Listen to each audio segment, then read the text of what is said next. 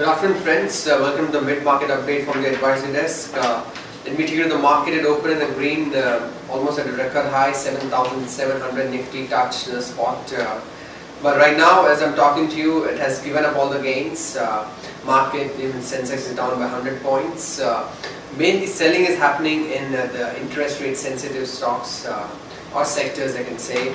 It's like led by real estate, metals, capital goods and banking.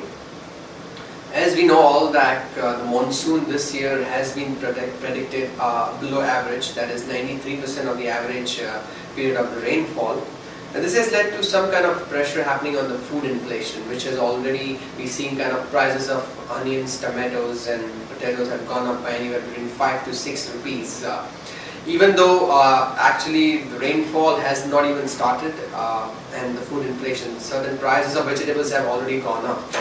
This has led to a pressure actually on the finance ministry as well as on the RBI. Now, this means that if the food inflation does inch up from this current levels, RBI won't able to kind of reduce the repo rates, which the India Inc. is batting upon. So, this has led to kind of some rate sensitive sectors as well as stocks to take a kind of profit booking, or you can say a selling on that respect. Yesterday, Finance Minister also given this investment budget target of almost 37,000 crores. He's also blamed some UPA policies for kind of lack of decisions and the economic paralysis. We also hope today we're seeing kind of some respite seen in the IT and pharma pack, where the rupee has weakened to 59.35 versus the US dollar. Immediately, we just got right now the kind of trade deficit data. The trade deficit has kind of gone up to $11.1 billion versus $10 billion it was last time. So exports have also gone up to $28 billion versus $25.5 billion. So on the export front, we definitely see a revival, but imports have also majorly kind of gone up.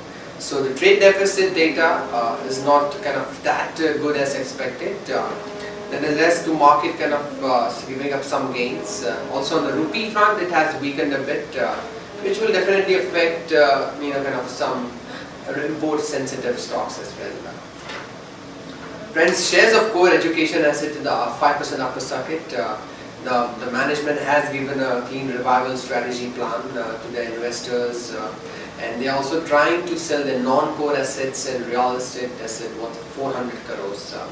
So that stock is hit up 5% upper circuit with good volumes.